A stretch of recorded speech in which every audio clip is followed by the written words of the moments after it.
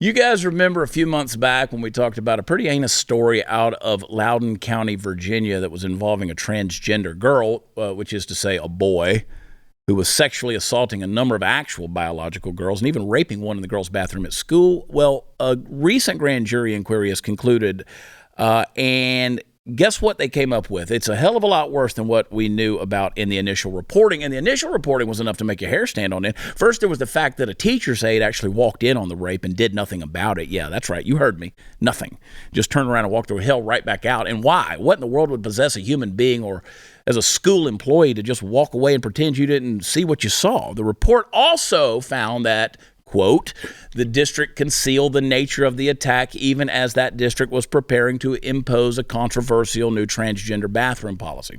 After the rape, the student was transferred to another school where he was involved in multiple incidents of misbehavior against girls that were known to officials, but until now unknown to the public. Even the rapist's own grandmother told officials he was a sociopath, but little was done. The rapist soon committed another assault, this time in a classroom, end quote.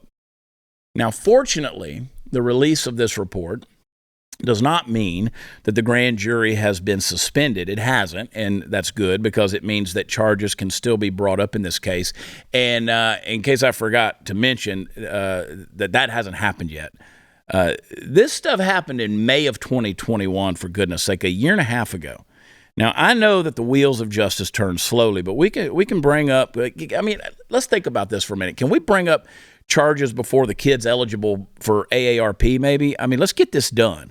Folks, even before we decided that experimenting with gender was some great notion to release into the general student populace free of constraint, there was sexual predation. It's been a problem for a long time, and it's one of those things that we sort of just do our best to mitigate. Now, when you put hundreds or thousands of kids together in a building complex and expect them to fully ignore the Noah's Ark-style flood of hormones pouring through them 24/7 and act entirely according to the strictures of public morality, you're going to get a few mavericks in the bunch. And it's hard enough to deal with those without throwing additional opportunities into the mix by breaking down the necessary barriers delineating things like gender privacy.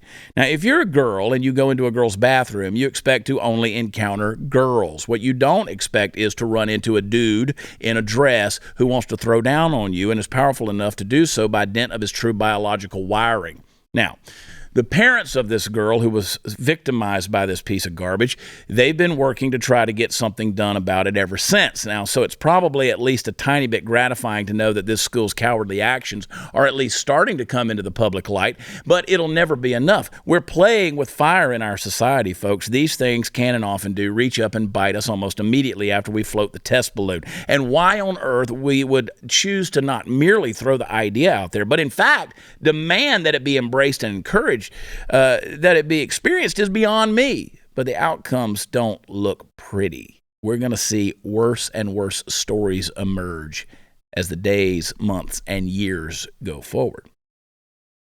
Again, Sarah, mental health. Mm-hmm. People don't embrace reality. I told you that the other day when you were on my show and we went to break, and I was like, you literally you can go back to that. Yep. Every single story that we discuss. It's the same thing. Yep. Every single one of them. And the thing is, these folks out there think that the unicorns exist. They think that this is some magical utopian world where if everybody just got acceptance, nothing like this would happen. But the fact of the matter is, there is a sinful human nature. There is a total depravity in human beings.